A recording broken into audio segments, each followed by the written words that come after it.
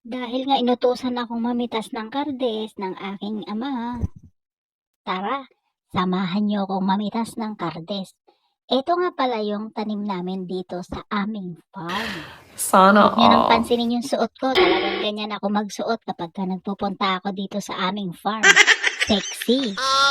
Alam niyo ba ang kardes? Napakasarap nito, lalo na kapag ginisa mo sa kamatis at saka bagoong. Yung buto nito yung masarap. Yun yung gustong-gusto kong ulamin. Maraming tanim na kardes dito sa aming farm. Sana Halos all. lahat naman ng nakatira dito, marami silang tanim na kardes. O diba, ang sipag ni Father. Nagdadamo po siya. Ako naman, marami na akong napitas na kardes, kaya naman, pauwi na ako.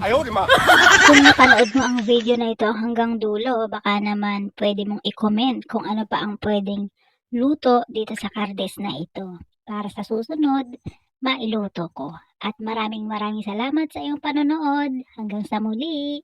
Bye!